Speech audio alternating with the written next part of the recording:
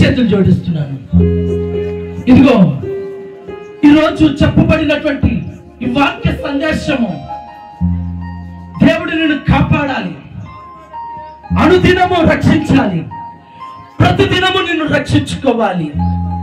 అనేక ప్రమాదాలు, అనేక అపాయములు, దుష్టుడు నిన్ను మింగాలని నీ కుటుంబంలో ఎన్నో గొడవలు ఎన్నో పెడుతూ ఉన్నాడు. కానీ వీటన్నిటిని తప్పించబడి కాపాడబడాలంటే సహోదరి సహోదరుడా, దేవా నీవు తప్ప నాకు దిక్కు ఎవ్వరూ లేరయ్యా. పొరపాటున నీ భర్త నీకు దిక్కు అనుకోవద్దు, నీ పిల్లలే నీకు దిక్కు అని భావించద్దు. లోకంలో ఉన్న వాటి కొరకు ఆశపడద్దు. లోకంలో ఆట పాటలు ఉన్నాయి, సినిమాలు ఉన్నాయి, సీరియల్ ఉన్నాయి, సంతోషంగా డాన్సులు వేసే ప్రోగ్రాలు ఉన్నాయి, నలుగురితో కలిసి ముచ్చట్లు ఆడొచ్చు అని నువ్వు ఆశపడద్దు. ఇదిగో దేవుని కొరకు నువ్వు ఒంటరిగా మిగిలిపోయినా సరే దేవుడు నిన్ను కాపాడుకుంటాడు, దేవుడు నిన్ను బ్రతికించుకుంటాడమ్మా. అపాయముల నుండి, ప్రమాదముల నుండి ప్రభు నిన్ను కాపాడుకుంటాడు. ఎప్పుడో తెలుసా నువ్వు లోకంలో అనేది ఆశించకున్నప్పుడే, లోకంలో ఏమి కలుగుతుందో వాటన్నిటికీ ఆశపడుతున్నావు. మంచిదా? దేవుడే దిక్కని భావించు. ఒకసారి ఆలోచించండి. అనాథలు కొడుకులు కూతుర్లు కానీ అర్థాంతరంగా వదిలేసిన ఆ వృద్ధాప్యంలో కలిగిన ముసలి వాళ్ళని అడగండి, చెప్తారు.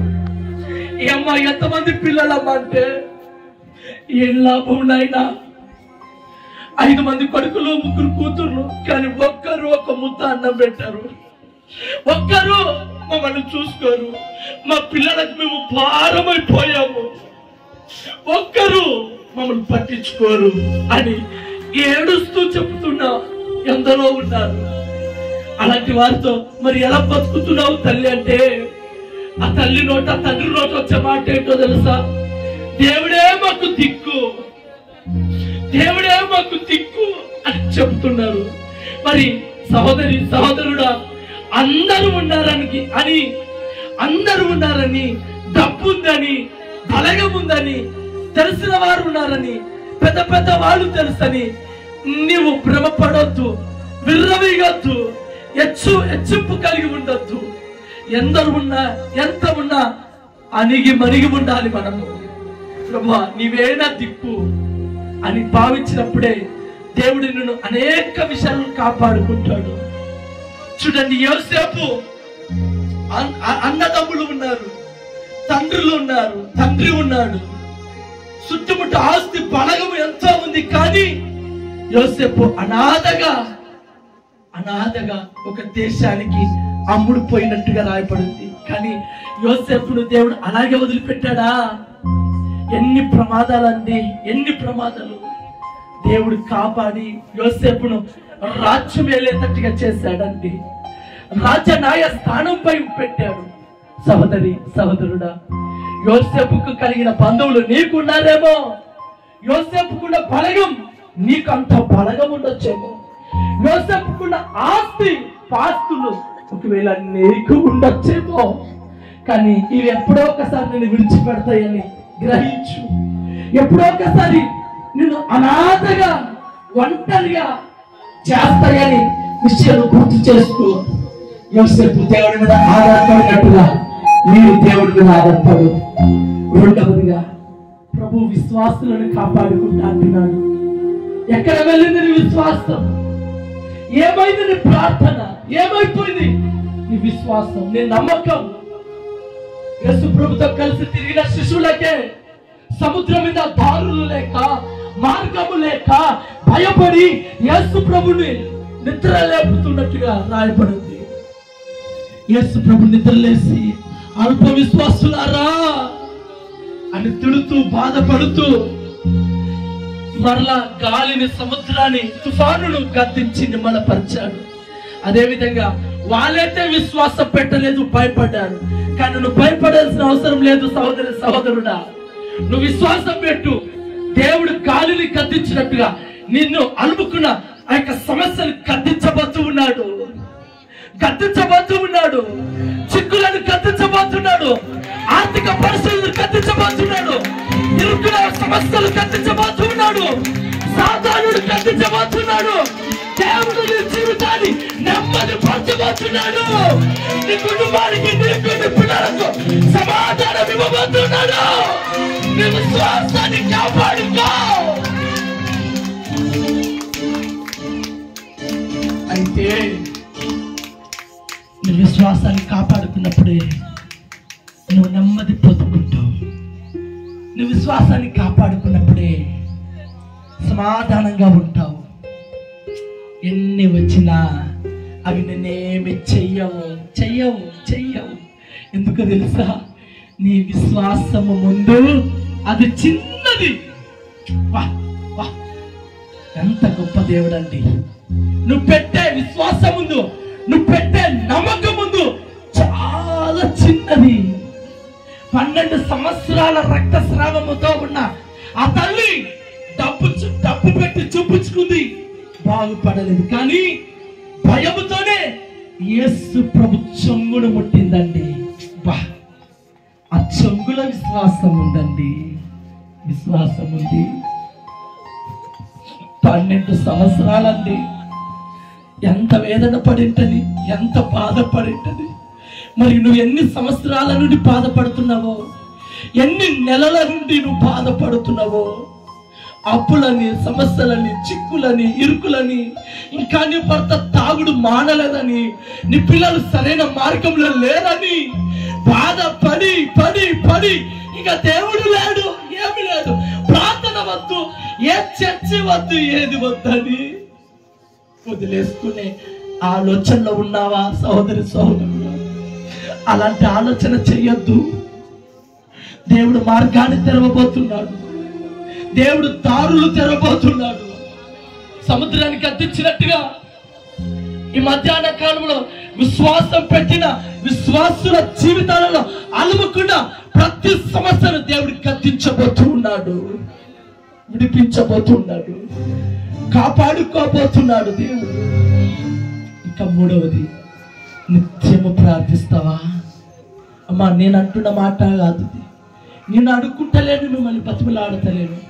నాలో ఉన్న పరిశుద్ధాత్మ దేవుడు మిమ్మల్ని బతిమలాడుతూ ఉన్నాడు. ప్రార్థిస్తావా? నిత్యము అవసరానికి మాత్రమే ప్రార్థిస్తావా? అవసరం వచ్చిందని ప్రార్థిస్తావా?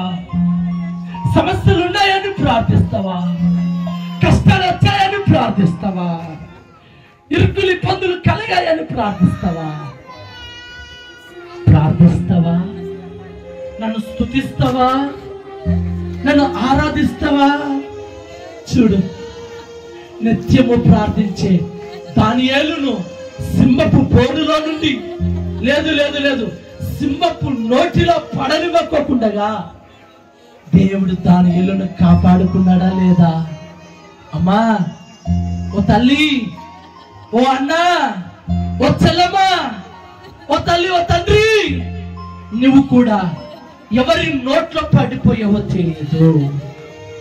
ఎవరు నీ మీద అవమానకరంగా చిత్రీకరించారో, ఎవరు నీ జాబు పోయేటట్టు చేశారో, ఎవరు నీకు పని లేకోకుండా చేశారో, వారి మధ్యనే మళ్ళా పని దొరికేటట్టుగా దేవుడు చేయబోతున్నాడు. ఎప్పుడో తెలుసా? దానియేలు చేసిన ప్రార్థన నువ్వు చెయ్యాలి. దానియేలు నిత్యము చేసినట్టుగా నువ్వు ప్రార్థించాలి. అలాంటి ప్రార్థన జీవితం నీలో ఉన్నప్పుడే నా ప్రభు నేను కాపాడుకుంటాడు.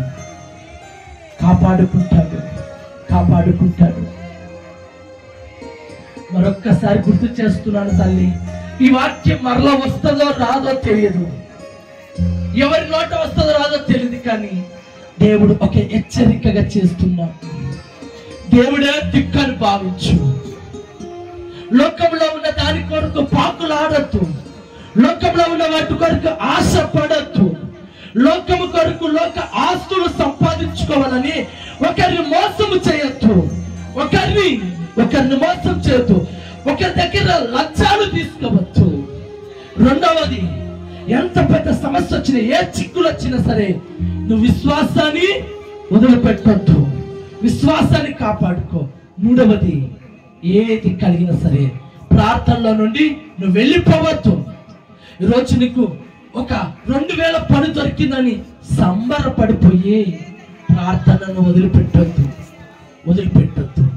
ఈ మూడింటి నిమిత్తము తీర్మానం కలిగి ఉన్నట్లయితే నిశ్చయముగా నా ప్రభు మిమ్మల్ని కాపాడుకొనుగాక, నిశ్చయముగా నా ప్రభు మిమ్మల్ని రక్షించుకొనుగాక. ప్రార్థన తీర్మానించుకున్న కుర్చీ పైకెత్తినట్లయితే ప్రార్థన. కృపాసత్య సంపూర్ణుడా, చక్కటి విషయాలు తెలియపరచావు. నిజమే, మేము పాపములో, లోకములో, ప్రమాదపు అంచులలో దుష్టుడు మాపై విడుచుకుపడుతూ చంపాలని ఎన్నో రకాలుగా ప్రయత్నం చేస్తున్నాడు. వాడి చేతుల నుండి మేము బ్రతికేవాళ్ళంటే నీ కృప మాకు కావాలి, నువ్వు మమ్మల్ని కాపాడమని ఎంతమంది చేతులెత్తి చూపిస్తున్నారో వారిని, వారి కుటుంబాన్ని, వారి పిల్లలను, చేతులెత్తిన వారిని ప్రభు కాపాడునుగాక. ప్రతి ప్రమాదము, ప్రతి డైజర్ జూడ్ల నుండి రక్షించుగాక. ప్రతి ఒక్కరికి విడుదల కలుగ చేయుగాక. ఇక మీదట లోకంలో అది కావాలి, ఇది కావాలి, అంత ఉండాలి, ఇంత ఉండాలని ఆశపడిన వారందరూ ఆశలు చంపుకున్నట్లయితే వారిని దేవుడు కాపాడునుగాక. మీ విశ్వాసాన్ని కాపాడునుగాక. ముమ్మార్లు ప్రతినిత్యము దేవునికి నువ్వు ప్రార్థించి కృతజ్ఞతగా ఎప్పుడు నీ మనసులో స్తుతులు స్తోత్రాలు చెల్లించుదుగాక. యేసుక్రీస్తు నామములోనే అడిగి వేడుకుంటున్నాము తండ్రి. ఆమేన్, ఆమేన్, ఆమేన్. దేవుడు మిమ్మల్ని దీవించి ఆశీర్వదించి దేవుని రెక్కల నీడలో భద్రపరిచి కాపాడబడుదుగాక. ఆమేన్, ఆమేన్.